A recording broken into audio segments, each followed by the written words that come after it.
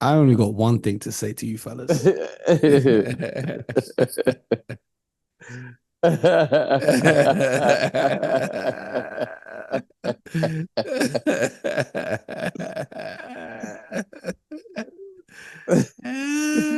know the vibes.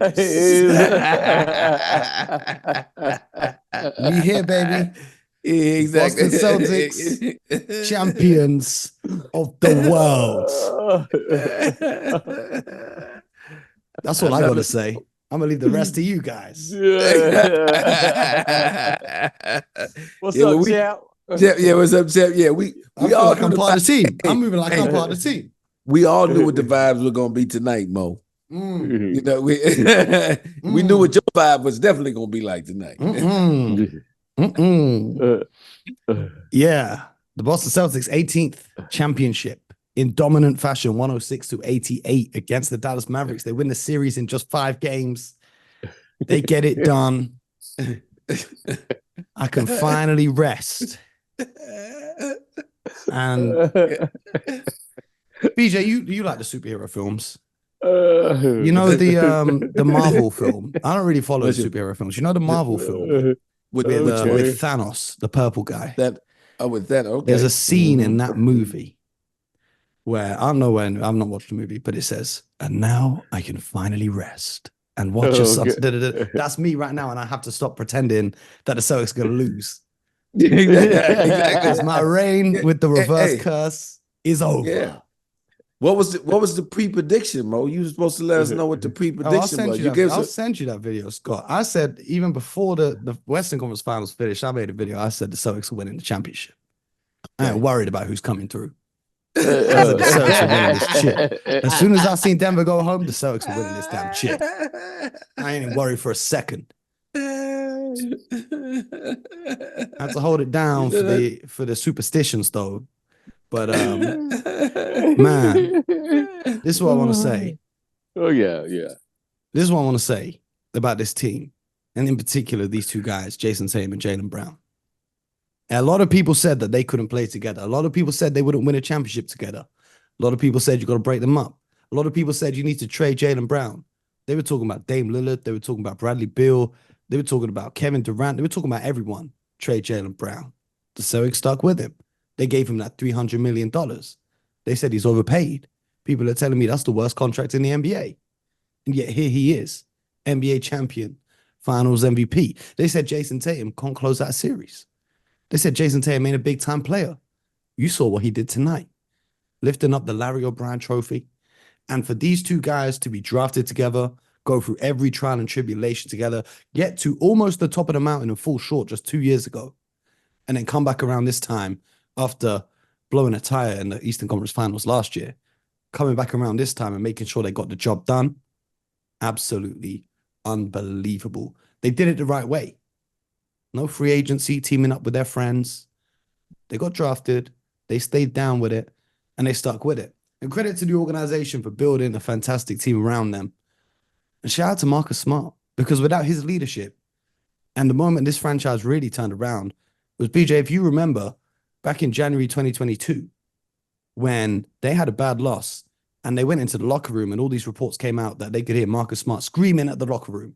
That was the moment their season turned around. They got to the finals that season, couldn't get it done, made some changes to their team, added Porzingis, added Drew Holiday, and here they are, sitting on top of the world.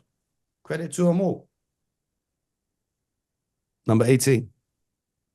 Yeah, it's congratulations to the Boston Celtics. Scott, I got a question for you as an executive. Mm-hmm. You know, I mean, this is phenomenal, right? Phenomenal what they were able to do, to achieve. Mm-hmm. But just let me know now, having time to reflect, the trade Damian Lillard for Drew Holiday, and looking back on that, how would you begin to reflect on that trade and what has transpired since? Well, it's been over a year now, or almost a year since the trade was made. From which perspective? Which team's perspective? From Boston's perspective, or just in general? Just in general. Well, look, from the Boston side, I really like them getting Drew Holiday, and here's why. You had your two primary scorers in Jaylen Brown and Jason Tatum. You had they're your stars. What you were missing to help those guys get over the hump was somebody who had been there and done it before, a guy who had been a champion, like this guy had done in Milwaukee. And so that's what I love about the move. You go get him. He's a two-way player, and he gives you what you need every night. If it's extra scoring, he provided that for him. He's going to give you the defense every night. In tonight's game, and he helped them get off to a good start defensively. I mean, I think this was the best game that they played defensively from start to finish. They were excellent. They were up into those Dallas Mavericks tonight. But Drew Holiday sets that tone. First loose ball on the floor. Who's the first to get it? He is. Drew Holiday's diving on the floor. I can't tell you how many offensive rebounds he finished with tonight, but it seems like he at least had 4 or 5 at minimum, tracking balls, getting tips, any little thing that was necessary. And I just think that probably was I know that was the missing ingredient for this team. So that's when I take a step back, huge win for the Celtics. That's it. You got to know when you make these kind of trades. This is where the importance of knowing your team and what you have and maybe what you're lacking. And he brought that little bit of extra leadership. Al Horford provides, has been providing leadership there for years, but he hadn't been a champion yet. But terrific pro. You know him, BJ. You know him well, and he's prepared. And I think he was been a great example for both Tatum and Brown.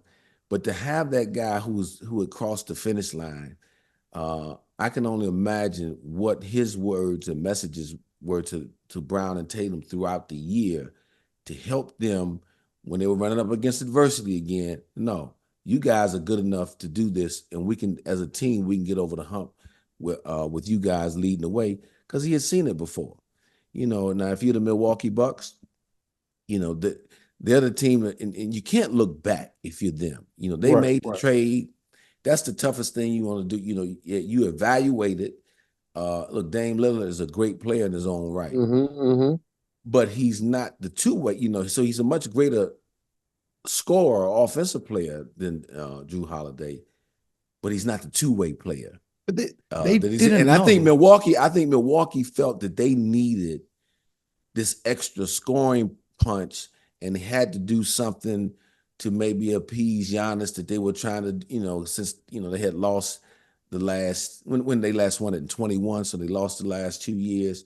So they needed to get someone to help close games offensively, not realizing how much they were sacrificing on the defensive end. And as we all, I believe here, agree with this, defense still wins championships. Look, I know we're in a league now that offense is huge, and the Celtics shoot a ton of threes and all those things, but they don't win this series. They don't become champions without the defensive chops that they displayed throughout this playoff run. So that's kind of how I would look at it, BJ. Hopefully, But the Bucks didn't know that Drew Holiday was going to end up on the Celtics. They traded him to the Portland Trailblazers for Damian Lillard with no control over where he goes next. If you go back in time and you say to the Milwaukee Bucks, you can do this deal, but the Celtics are going to be the team that ends up with Drew Holiday, do you think they still do that deal? Because now, the reigning NBA champions are in the Eastern Conference, right where the Milwaukee Bucks are. Look, once you decide to trade someone, I wouldn't.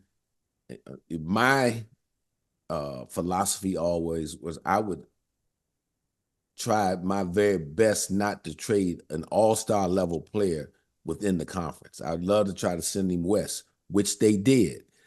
But once you do that, once you make that decision to trade him out west like that, you no longer have control.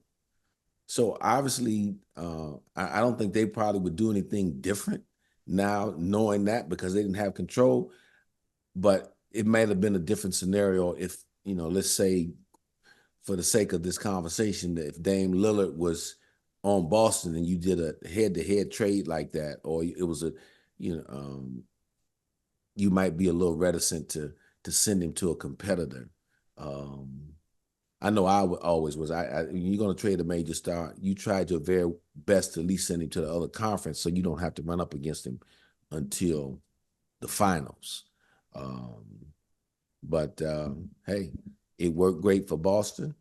And the jury, look, Milwaukee's going to come back next year. Let's see what happens next year. Round one to Boston. Milwaukee's got to figure some things out and see if they can come back next year and make that trade pay the dividends that they thought it was going to pay when they made it, and that's getting back to the finals and hopefully winning it. Well, Mo, I got one question for you, Mo. When are we going to start talking dynasty talk? The road to number 19 has begun. Mo. So the Celtics are going to go older. Yes, we're an hour into it now. You going? Mo. So but the team they're going to go 0-82 next year, right, Mo? The team is going to Miami tomorrow at noon, and then I think the parade is going to be on Friday. So I'm going to enjoy until Friday, and then we'll talk about next season. The team is going to Miami tomorrow. Yeah, not Vegas. They're going to Miami. They're going to MIA. Maybe Jimmy Butler's back in town. Maybe he's still in Cancun. I mean, he was talking a lot of stuff. I hope he's enjoying Cancun. A lot of people talk a lot of stuff, and they all enjoy Cancun. Mm-hmm. Okay, all right. Do you know who I'm super happy for? I'm super happy for Al Horford. Yes. I don't know if he's going to retire after this or if he's got another season left in him. Or to be fair, I read an article about him where he was learning from Tom Brady on how to stay in condition and Tim Duncan and these guys. And he could play till he's 40, 41, 42. But Al Horford winning this championship, he won in college. Now he's finally won in the NBA. In his post-game interview, he was saying this is exactly what he imagined when he signed in Boston as a free agent. Now, Boston typically never gets big free agent signings. I remember when Al Horford signed, that was maybe the biggest free agent signing they ever had at the time up until Gordon Hayward the next year. So I'm super happy for him. And you could see tonight there was a possession where I think the shot clock was winding down. He's in the corner with Daniel Gafford guarding him. He just puts the ball on the floor, bullies his way to the hoop and gets it to go. Yeah. Man, he deserves all of this. He's been there through the whole thing. He went for a little rehab in Oklahoma and he finessed Philly out of a bag. But then he came back home. He came back home. There was another play that Horford had that let me know at 38 years old, they got a deflection late in the clock. The Celtics were on defense and went over half court, about 3/4 away from the rim. And he was in a dead sprint trying to chase the ball down from Kyrie Irving. Now, Kyrie had a few steps on him, got the ball, and ended up getting the ball ahead for a layup. But I remember seeing him sprint like that. Yep. And I said, oh, you talking about wanting to win and the championship effort. Al Horford was leaving it all out there because we talked about this before.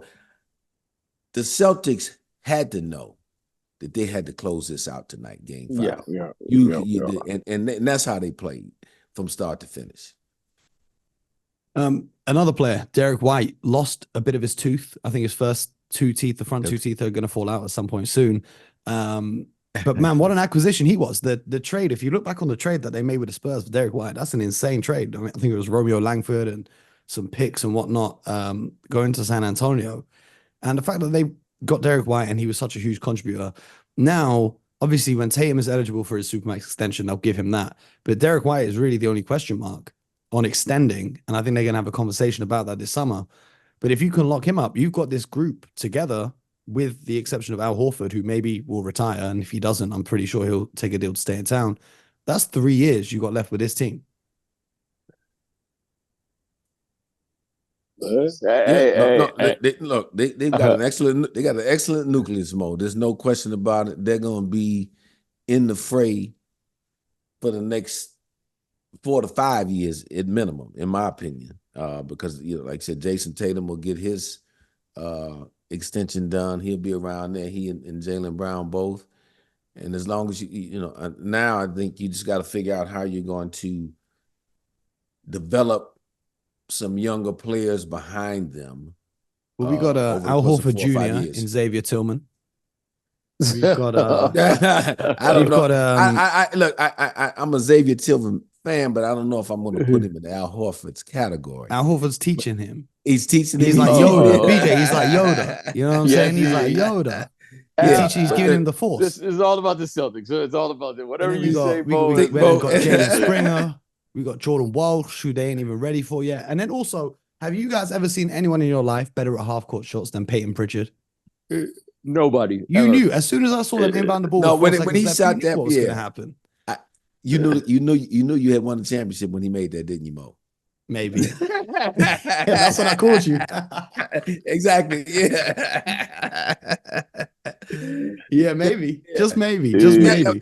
That really was uncanny. I don't think I know that's never happened that one player makes a half court shot twice in the NBA Finals. I know that's never happened. That's never happened. I think even in a playoff run or in a season, he's hit the most. It's insane. And then the other player that was huge was Sam Hauser. He gave them excellent minutes, both defensively and offensively. And I think now, after about 2 years of saying this, the league is finally going to figure out that just because he's a nerdy-looking white guy, you can't pick on him defensively. Because every time he's out there, they try and switch him onto whoever's got the ball. And he manages to hold his own at a pretty decent rate. So credit to him for sticking with it defensively. BJ, you said on this show not long ago that you've never seen a team win playing a 5-out style of basketball. In the words of Jason Tatum, what are you going to say now? Absolutely. You got to give them credit. But I will say this. They were attacking the basket. Yes. I think they were attacking the basket.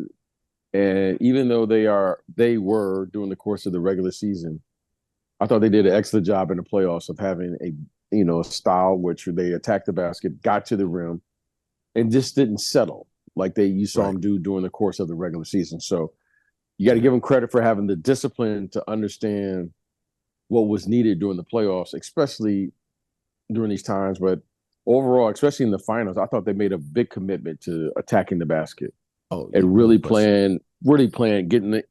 I thought they made a conservative effort to get themselves in the paint, get to the basket.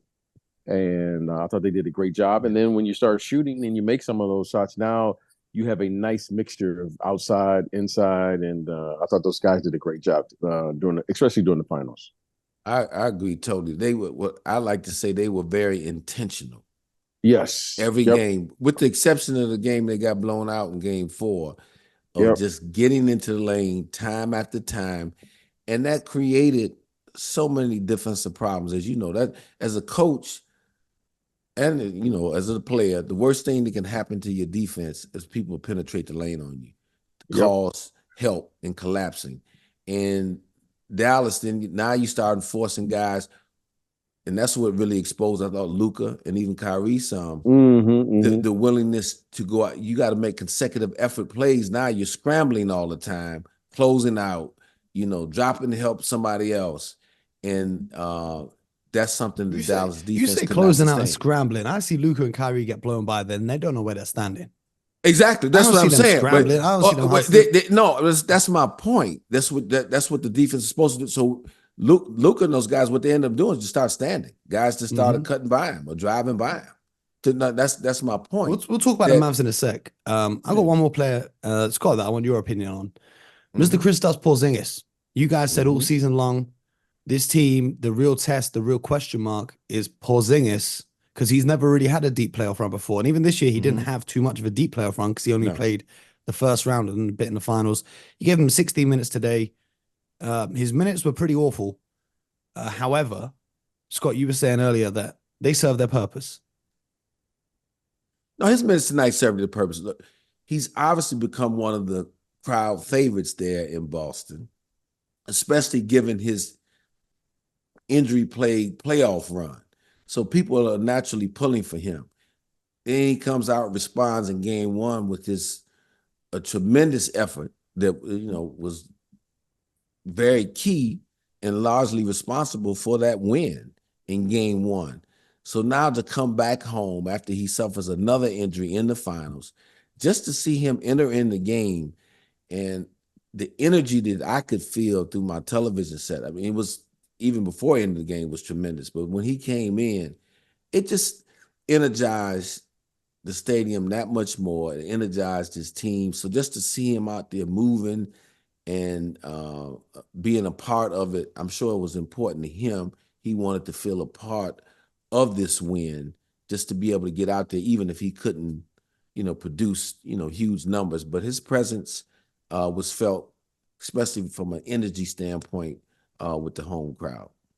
BJ, what were your thoughts on Porzingis? I mean, listen, they needed everything. Talking about the Celtics, and whatever you can do at this stage, you just put it out there. So I give him credit for that, showing up.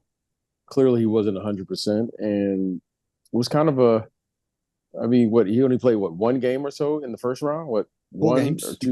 played 4 games. He played 4 Was it 4 games. He played 4 games. 4 games in the first round. Mm-hmm. So I mean, what a run! I mean, what a Mm-hmm. run to get a championship. But overall, listen, as when you look at it, he had, that game one that he had there was like, that was a difference maker. Yes. You need those contributions, and you never know where they're going to come from. And they needed him tonight, and he provided for them rim protection against all the alley oops and all of the things that the Mavericks were doing, especially in game 4. No, game 4. Game right? 4 when the Mavericks were running loose. When the Celtics lost big. So give Porzingis credit, and but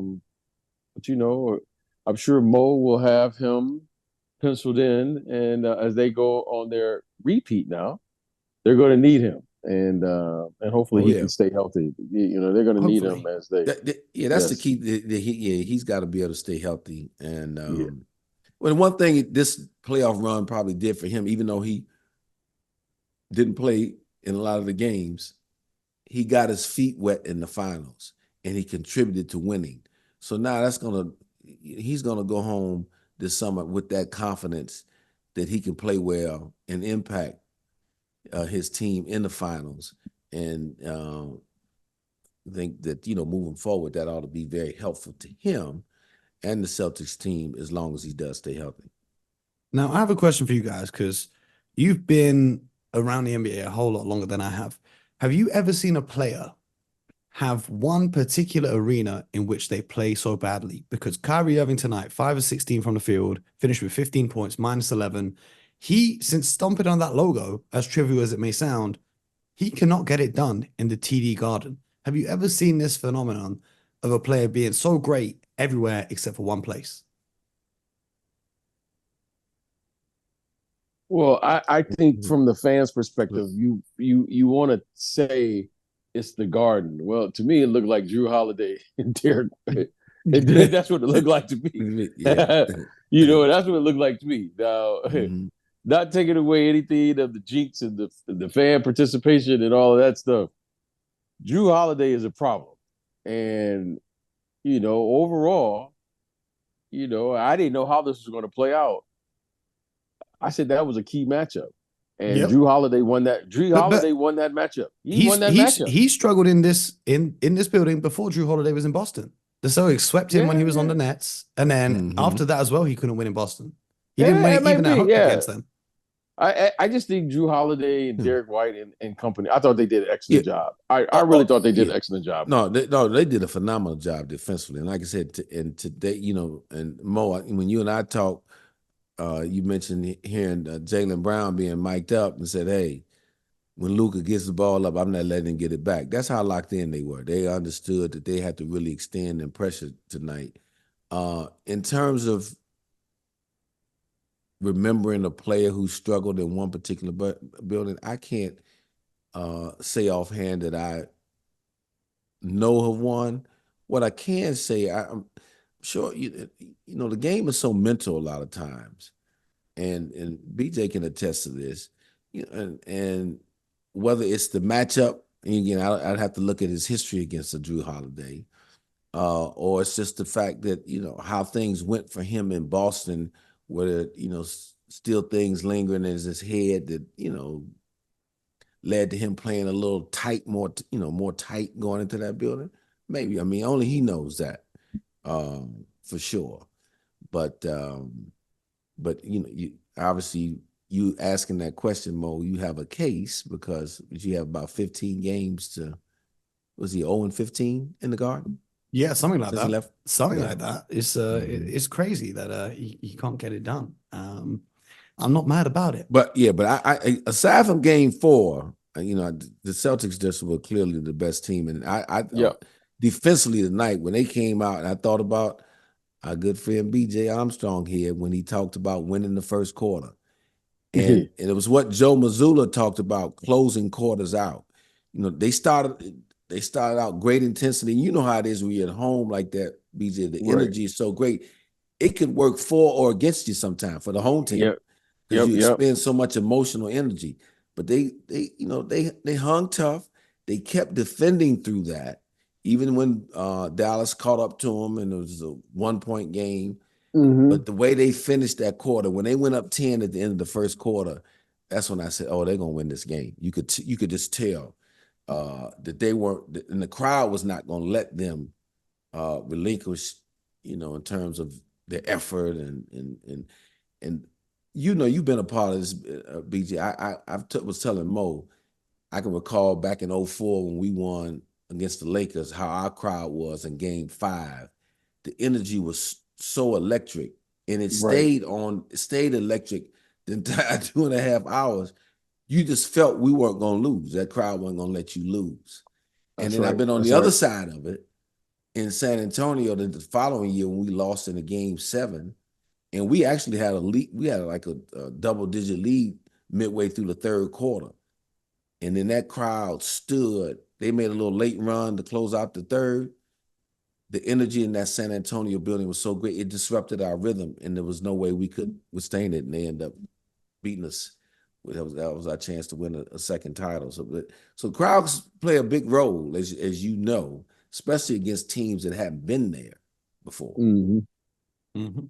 It's not like your experienced Bulls teams, BJ. After you guys won the first one, y'all could go on the road and tune some of that Yeah. But out. it's all about Mo right now. Mo's got the Nah. goggles on. Oh man, I As, know. Let me ask you guys. Jaylen Brown won the Finals MVP. Did you guys think that was the right decision? Did you have someone else for your Finals MVP?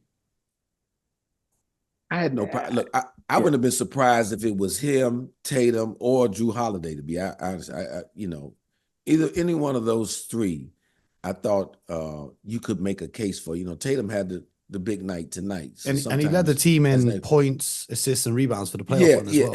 right, yes, and so, but I think Brown was really big on that road game.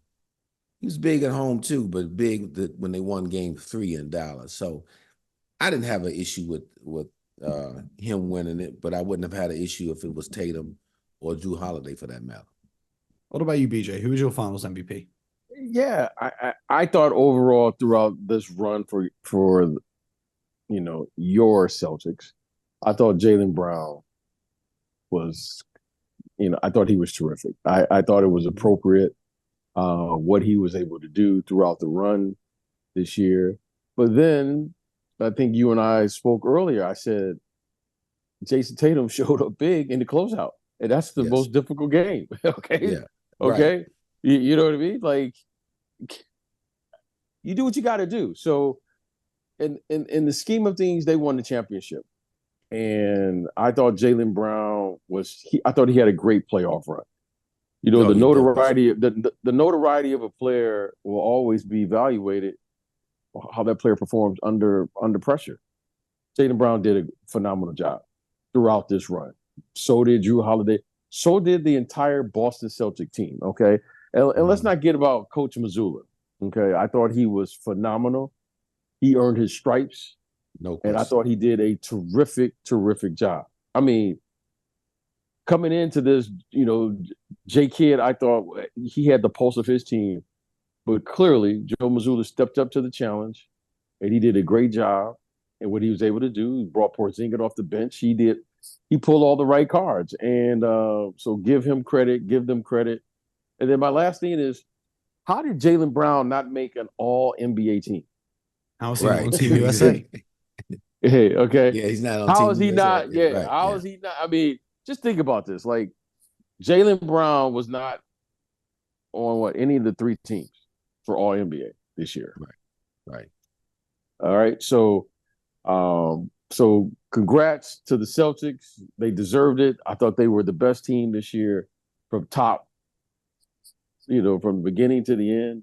They did it. They deserved it, and they played great. And defensively, they were phenomenal. They really, really were phenomenal, and they just did a great job. The entire organization. And I want to give Jaylen Brown one further shout out here too.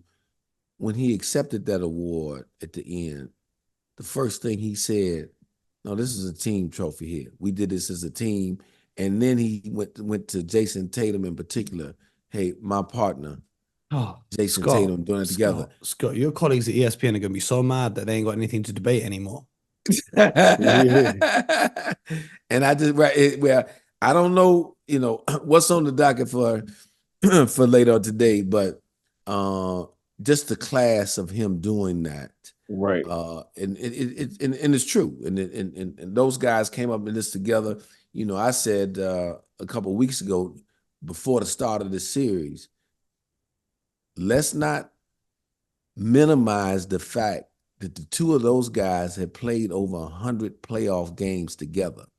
Everybody was talking about the duo of Kyrie and Luka, but that experience of playing over 100 games together, even though they didn't have a title yet, but over 100 playoff games together had to mean something, that experience. And I think that was a big part of them being able to get over the hump this time around.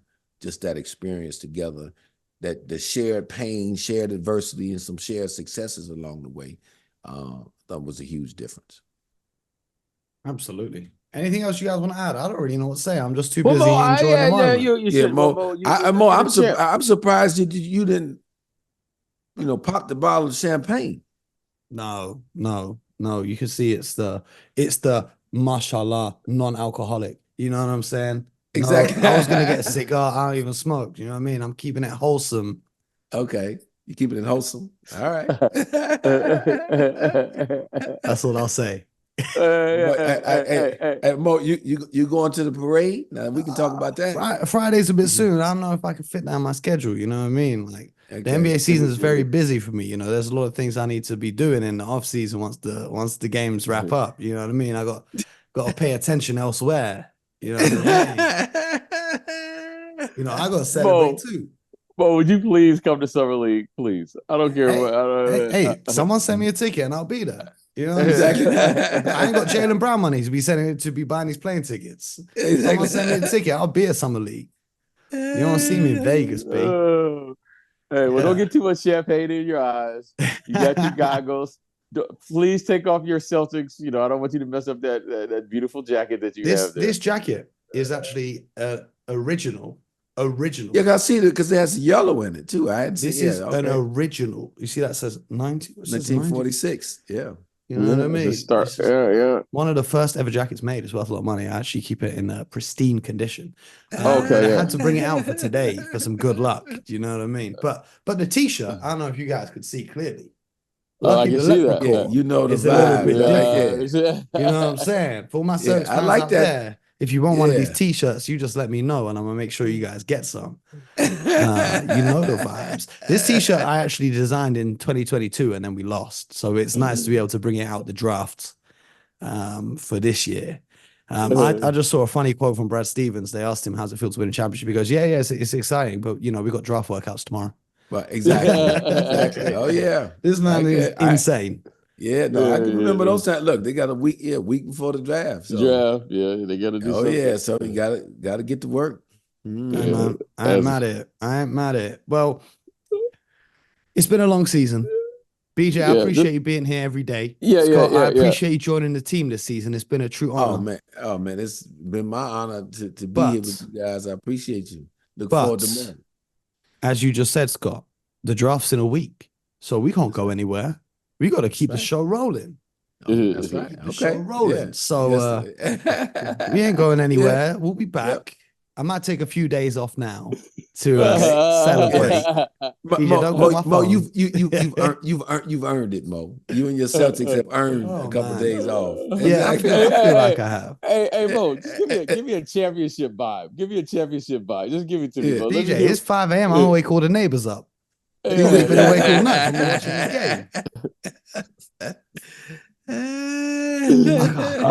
game. I'm worried about waking up the whole neighborhood. Exactly. You know the championship vibe. Exactly. Yeah. You know the champs. You know the champs. They're wearing green. That's the Boston Celtics. Banner 18 is finally here after a long time of waiting. You know, I was calculating how many games I've watched since 2008, the last time they won a championship. That's what, 16 years of 82 regular season games plus however many playoff games they get. They didn't really miss much of the playoffs in those years as well, because what a rebuild it's been. When they traded away Paul Pierce, Kevin Garnett, those picks became Jason Tatum and Jaylen Brown. So there's a direct line from the last championship team to this one. So credit to Danny Ainge as well. Danny Ainge sitting somewhere smiling to himself right now. Credit to you know, the Isaiah Thomases of the world, who was huge in his time in Boston. Right. The Avery Bradleys of the world, the Jeff Greens of the world, the Jared Sullingers of the world, the Jonas Jerebkos of the world. I remember watching Jordan Crawford win Player of the Week in December once and thinking it's amazing. And now we champions. So yeah, exactly. it's been fun. It's been fun. But I'll tell you what, though, I got to get me a championship ring of my own. I'm watching some of these front offices and I'm thinking, you need to call Scott, you need to call BJ, and you need to call me. We need to get a championship ring. Exactly. The Boston Celtics road to number 19 continues, but my road to number 1 is just beginning. Just know. I like that, Mo. You know the vibes. You know the vibes. The vibes. Exactly. All right, champ. All right, champ. Appreciate you, fellas. Yeah. Make sure you guys listening at home, subscribe, YouTube, Spotify, Apple, wherever you get your podcast from. We'll be bringing you some draft content coming up, and then free agency and trades will begin, and maybe even some summer league episodes, which could be interesting. So stay locked in with us. Stay locked in. We appreciate each and every one of you who's been listening to us all season long, whether you're new here and you just found out about us recently, or whether you've been here for a long time. We appreciate each and every one of you. We'll be back breaking down more basketball, and on to the next one. On to the next one. Banner 19. The road begins. Not now, probably on Saturday. But until then, we celebrate. All right, fellas. All right. Let you get some rest. And until next time, you know the vibes. Get buckets. Later.